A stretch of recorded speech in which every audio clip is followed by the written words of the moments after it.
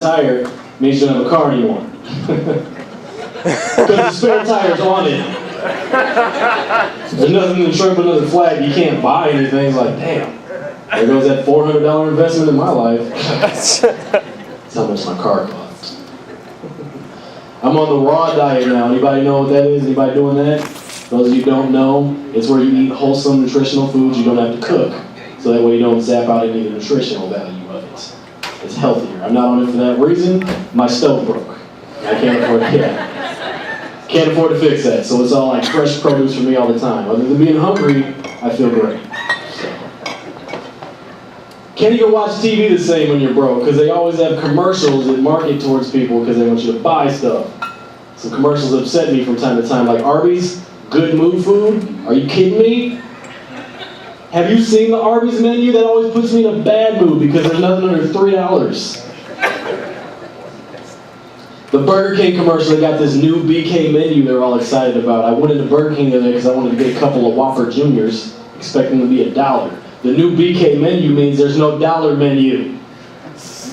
Yeah, that upset me too. I was expecting to get, the Whopper Junior's $2 now. I should get 2 Whopper Juniors for that. So I'm like, you know what, Burger King, I'm taking my $5 and going to Little Caesars. Yeah, exactly. $5 large, sold. What up?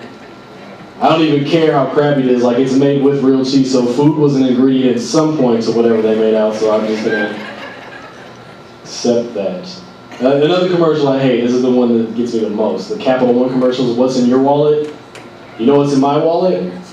Whatever they align the inside of wallets with. Yeah.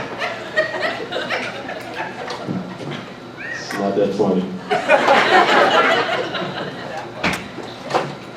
Ah, man, drink up, folks. Enjoy yourselves. I had some friends try to tell me I had a drinking problem the other day. They're like, you just drink too much. I'm like, no, I don't. But they're trying to say things like, you shouldn't do things that make you feel bad and feel sad and feel sick. And I'm like, that's what being sober feels like. It would be irresponsible for me to not drink, Mom. Get out of my room. Alright. I know by looking at me, I'm a dude with long hair. I know you probably think I know where the drugs are. Yeah? I don't. I haven't even smoked weed since high school. Let me tell you about the time I quit. Used to love smoking weed. Can't lie, because I was a delinquent. But the last time I quit, like I smoked, I knew I had to quit. I got high. I was working at McDonald's before I went to college. So some people I was working with were hanging out, puffing a little reefer. This guy knows what I'm talking about. Hey guys. He's like, I got some in the car if you change your mind. Flash it. Alright. Anyway, I got home, and I was high. Alright? So I went to the bathroom, and I was like there, I was spacing out, and my cat was on the other side of the door. And all of a sudden I heard like this Sixth Sense voice talking through the door. I'm like, that shit's not happening. So I opened the door, I'm like, you're not talking to me, right? He's looking at me like I'm stupid, and I'm like, I didn't think so. He's walking away like, something's wrong with you, man. Alright, well. Don't like that joke. Scratch it. Alright.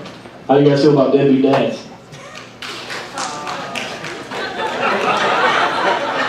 That guy's for him. Big surprise. Right on. You guys shouldn't be too hard on deadbeat dads because even God was a deadbeat dad. Yeah. Oh yeah. I'd rather you do that than laugh at me, I swear. What do you think about just read the Bible? Like honestly, it's true. He kind of left Jesus hanging, didn't he? I didn't even get to say literally yet. You got it too fast. All right. Sorry. I got a soft spot for deadbeat dads. I had one, so it's not my fault I became one. Got a kid. His name is Tommy or Tony or Terry. In 10 years, I'm just too embarrassed to ask. That's an awkward conversation.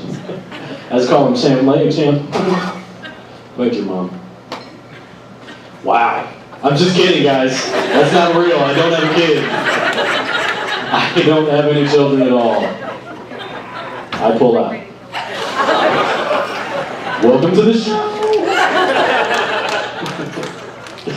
I do not have any children at all. You're welcome. I don't, I did have a pregnancy scare one time. This chick told me she was pregnant, and I was like, oh no. So I told her this, I'm like, look, if you're gonna really try to blame me for this, we're naming that kid Megatron. Not because I heard Dane Cook say it, and not even because I like Transformers, because that's how much I hated this chick. So I'm like, you find someone else to blame for that. And she did. It's not mine. I knew it wasn't. So she found somebody else to sign the birth certificate. But she sent me a text message 3 weeks ago to the day. It's like, hey, my son is starting to look a lot like you. So I sent a text message back. It's like, cut his hair then. It's not my problem. That was also made up, folks, so you don't have to feel bad about laughing.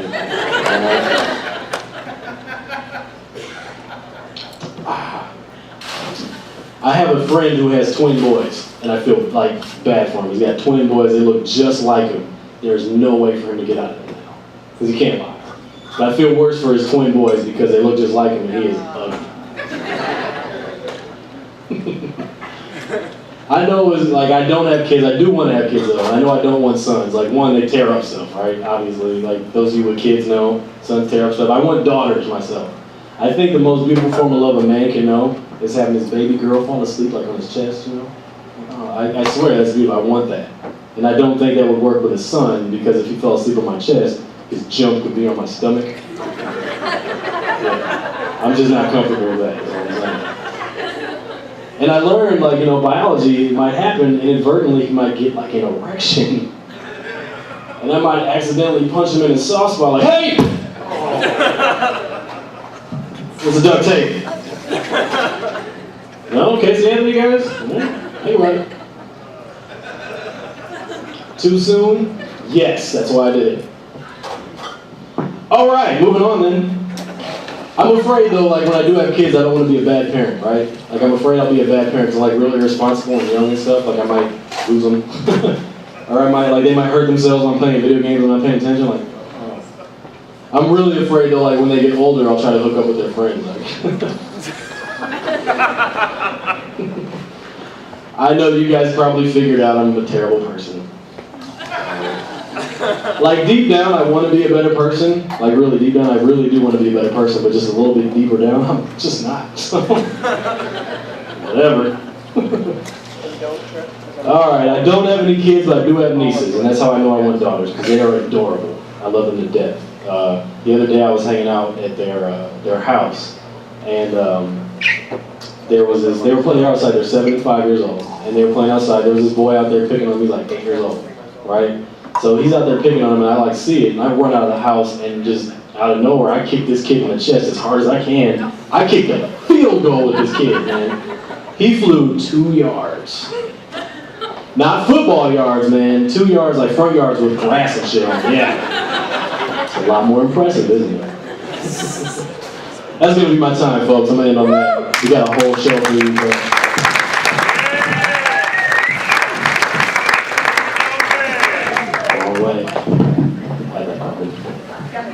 All right, folks, how you feeling tonight? You feeling good? Yeah? You guys ready for a guest comedian to come in and sparkle you with some fantastic magic? I'll wait for you. All right. Ladies and gentlemen, your first guest spot comedian coming up right now. He's a graduate of Indiana University in Bloomington. He's a funny guy. He's a nice guy. Ladies and gentlemen, give it up for Dustin Skippy Davis.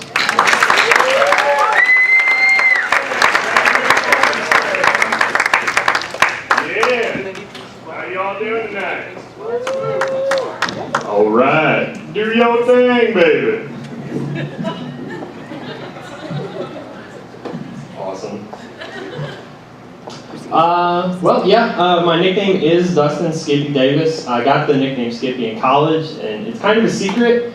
So, you know what they say about secrets. If I told you, I'd have to watch you not care. Right? Don't worry, that's what the girls do in the bar too. It's fine. It's fine. I'm over it already. I didn't think you could increase the bottle-headedness of a child until I saw a child with a bike helmet on his head.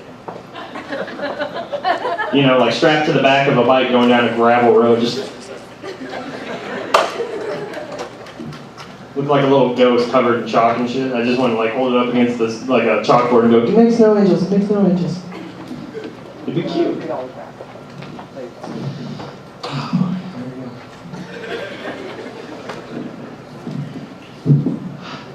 Babies are a lot like high heel shoes. They're cute, but you're not going to be able to walk at the end of the night.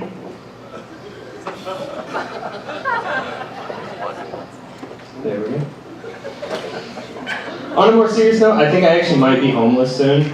I was talking to my dad, and all throughout my childhood, he told me to lead by example. And I was like, "Dad, that doesn't make any sense. Like, now you're saying, you know, do as I say, not as I do." He's like, "Yeah, but I don't know how to show you how to get out of my house."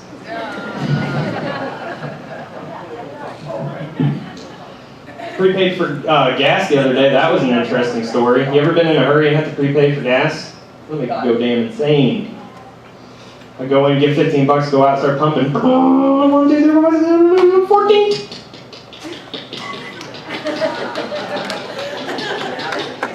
You gotta be shitting me.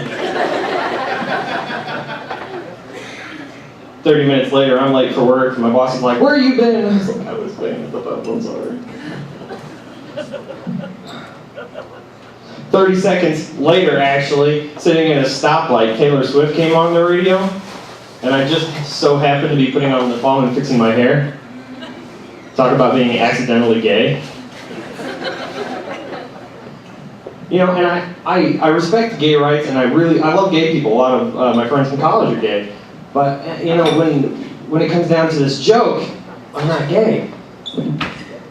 Look gay, act gay, sound gay, not gay, okay?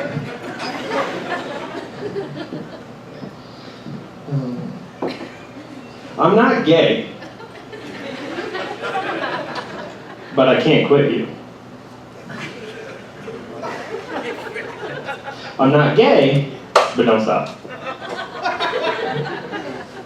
And I'm not gay, but I would do a lot for a Klondike bar.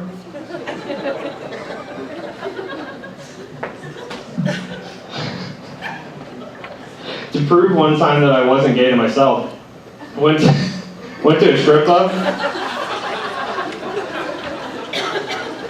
and learned the #1 rule of a strip club. Anybody know what that rule is? Sir, with your wife right there, do you know the #1 rule of a strip club? Don't touch the strippers. I didn't know. I didn't.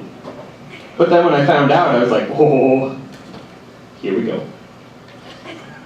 I walk up to like the hottest stripper in the joint, and I'm like, "Oh, got your nose, bitch, what you gonna do, what you gonna do?" I've never been so scared in my life. Bouncer comes careening across the bar, he's like, "Hey, give it back. Give it back. Give it back now." Okay, Phil Jack, bullshit, man. Calm down. I want to ruin your all's childhood real quick. Do not watch a Disney movie before having sex. It will influence what you say. And by that I mean wrong.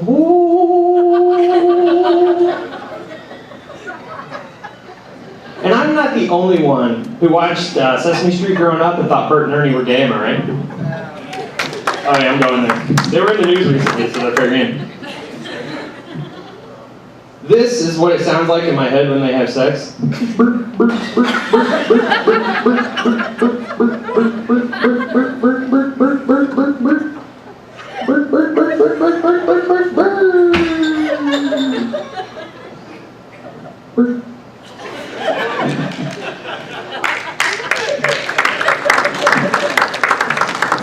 But I'm not the only one who thought some sort of shenanigans were going down on Sesame Street, am I right? No. There had been one time where this is going on and it was like, "Bert, Bert, Bert, Bert, Bert, Bert, Bert, Bert, Bert, but if you're here, it goes, don't look at Elmo. Elmo's in the mood. Don't fucking look at me. Don't look at me. I'll get the frog later." Thank you very much, ladies and gentlemen. My name is Dustin Skippy Davis.